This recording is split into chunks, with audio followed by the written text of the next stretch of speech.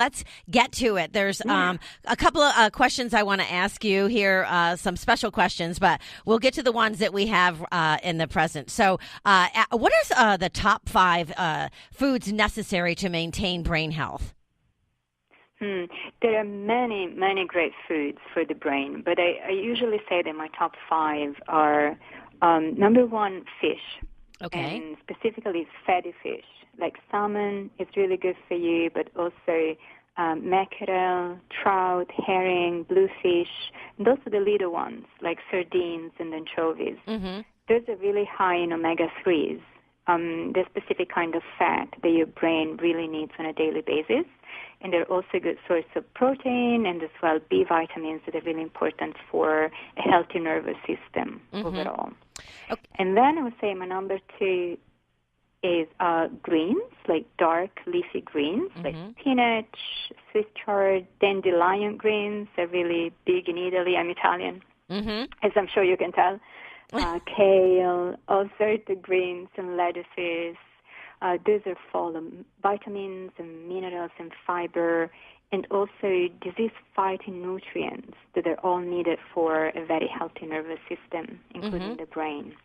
Well, a lot of people when they think of healthy food for the brain, I'm not sure if they don't realize the importance of dark leafy vegetables, and they really are so important, aren't they? Yes, they're really important. There's evidence that just eating a salad once a day can keep your brain younger and healthier. Well, I have there are studies showing that.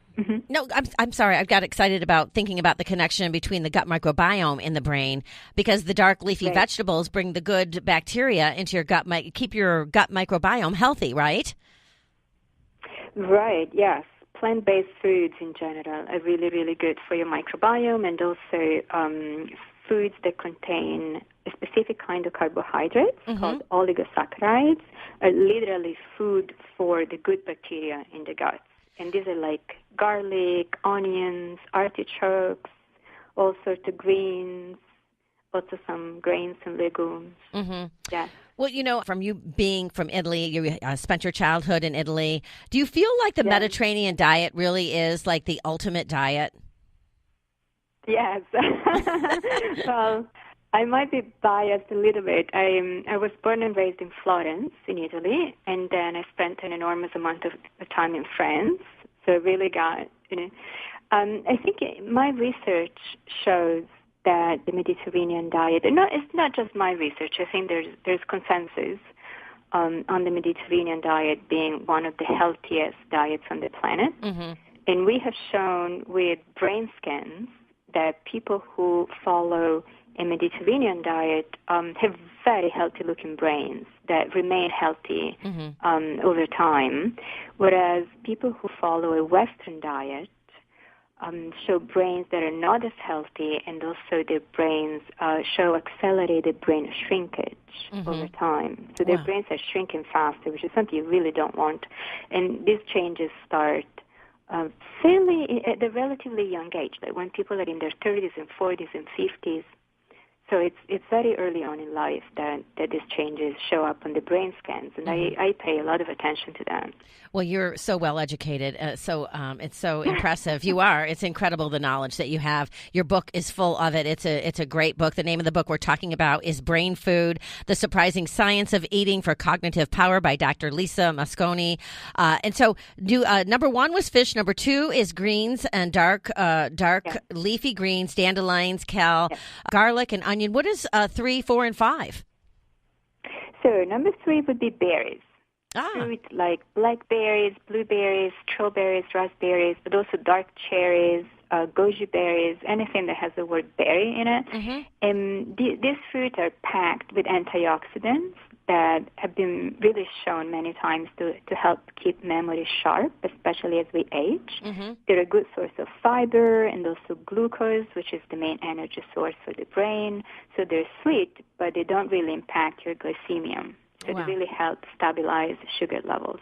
And also, most people think blueberries, right? Everybody eats blueberries, but blackberries are actually better for your brain because they're more antioxidant than blueberries. They have a stronger No, it's funny that you say that because I was rooting for blackberries. I have blueberries and strawberries. In fact, I couldn't find any organic blackberries yesterday when I was grocery shopping. It made me kind of mad because they're like a powerhouse, aren't they? Yes, they are. So amla or the Indian gooseberries, those are the berries with the highest antioxidant power known to mankind. They're very hard to find, and I'm told that they don't taste so good. Mm-hmm. They're a little tart. But if you can find them, those are fantastic. Wow. Okay, so what is, and so we've got 4 and 5, because I have so many questions I want to ask you. I've got a big one coming up. I'm just fascinated what I read in your book. Okay. I'm ready. So my last 2 would be extra virgin olive oil, and not because I'm Italian, but because it's a fantastic oil. It's loaded with anti-aging nutrients like omega-3s from plants and also vitamin E, which is a very strong antioxidant vitamin. It's very delicate, and so it blends really beautifully in the oil. Flaxseed oil is also really good oil that a lot of people don't have access to or perhaps don't use as, it's not as common as olive oil, but I strongly recommend it. And my last one would be water. It's not usually considered a food. That was the question? Yeah, that's where I was going. I was fascinated by the whole chapter on water in your book and what it does to the human brain. We don't think about it. We don't. We do not. I agree. So the brain is mostly made of water. Over 80% of the brain's content is water, and every chemical reaction that takes place in the brain needs water just to occur, and that includes energy production. So the brain is so sensitive to dehydration that even a minimal loss of water, like 2 to 4%, can cause neurological symptoms, like brain fog, fatigue, dizziness, confusion. And brain imaging studies have shown that even just very mild dehydration makes your brain shrink. Yeah, it was. And you don't want your brain to shrink. Well, and it's funny because, we talk about the body and the body-brain, but it's more well-known now than I think ever in the history of mankind that the body and the brain are one, but when you think about water, you don't think about your brain. You always think about your body getting enough water. And so I was absolutely fascinated by the information that was in your book. Oh, thank you. Well, I'm glad. I spent so much time studying neurochemistry, or brain chemistry, and I never really thought of all these substances that I was reading about as coming from foods, especially water. Like most of our research using brain scans is really based on the way that water changes the brain, literally. And it would never occur to me that, that's actually the water you drink and all the electrolytes that come from the water that are so important. Potassium, sodium. Yeah, and there's so many babies being born right now. I swear that's another baby boom right now. Lexi's pregnant. I was at a party yesterday, and there was like 5 children, all under the age of like 14 months, just babies everywhere. And so how can young mothers and fathers start their baby off on a path to optimal cognitive power?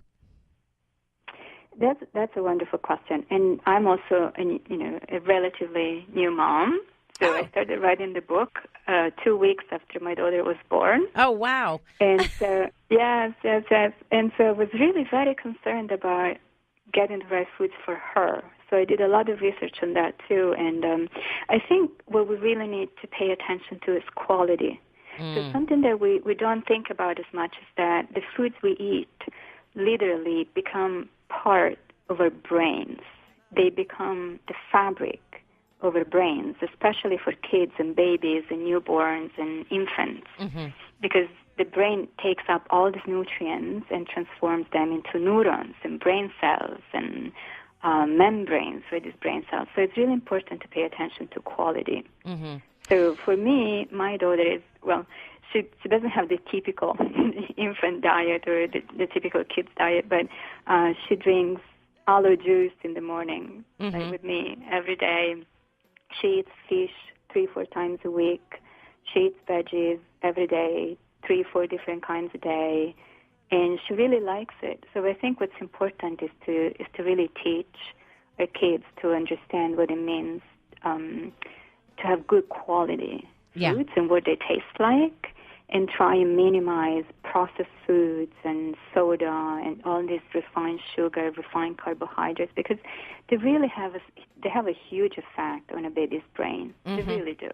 Well, I could talk to you all day. This book is so good. Brain Food, you guys, The Surprising Science of Eating for Cognitive Power. I could not agree with you more on the quality. I preach it all the time.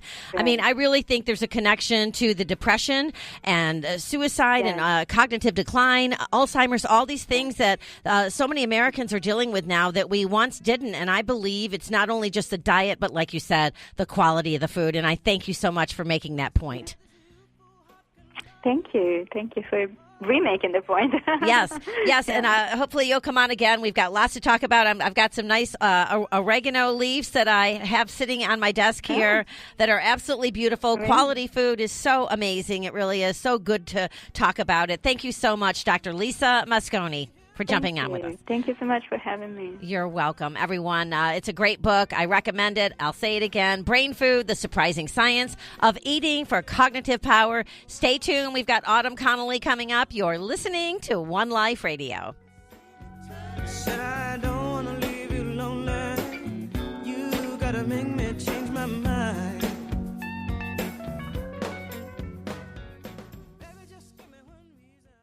Hey, this is Sean Wells of the International Society of Sports Nutrition. One Life Radio is proud to partner with the ISSN. The ISSN is the world's leading scientific organization dedicated to the science of supplements and sports nutrition. For their latest conferences and events, go to theissn.org. That's the ISSN.org.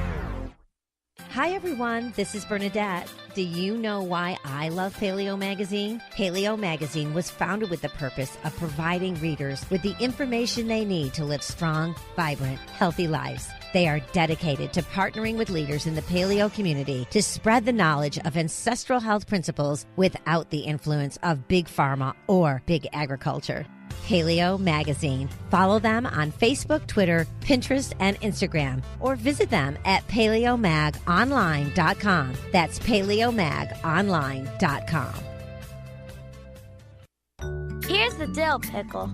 Squatty Potty works. It's awesome. Find yours at your local Bed Bath & Beyond, Amazon, or squattypotty.com. That's squattypotty.com. Sun Warrior believes that plants provide the cleanest and most powerful foods, rich in antioxidants, vitamins, minerals, enzymes, and phytonutrients. Our bodies crave real foods, especially in this age where we heavily process everything we eat, stripping out all of the benefits and nutrition well before we have a chance to even use them. Illuminate your body, mind, and the planet with Sun Warrior. To learn more, visit them at sunwarrior.com. That's sunwarrior.com. Did you know, when depressed, sheep hang their heads and avoid company? But if content, they socialize and wag their tails like puppies. Rams lean against stone walls so that other sheep can stand on their backs to reach high grasses. Sheep recognize each other by facial features, and when shown photographs, they can remember at least 50 other sheep and 10 human beings, even if they haven't seen them for 2 years. At Poplar Springs Sanctuary, you'll meet rescued sheep, like Fanny, who is found tied to a mailbox, and Adam, who escaped ritual sacrifice. Visitors' faces echo Anatole France's words, "Until one has loved an animal, a part of one's soul remains unawakened." This is Ingrid Newkirk with Peter, reminding us that it's easy to be kind, perhaps by choosing faux fleece.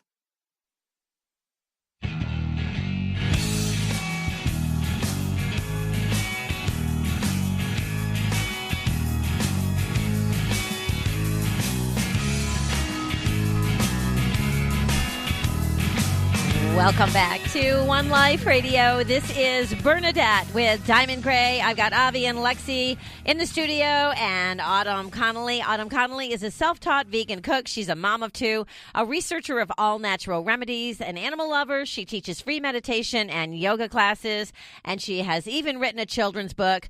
But the most important thing is she is the inventor of many things, and one of them is Ether Elixir. You can find her at probioticshawl.com. I love this woman. She's incredible. We've got to put a picture of this oregano plant. I know, it's so pretty. It's so beautiful. And I didn't know that's what oregano looks like. It doesn't. Did you guys? I mean, regular oregano is a little everything that Autumn Greek, does right? is beautiful and over the top.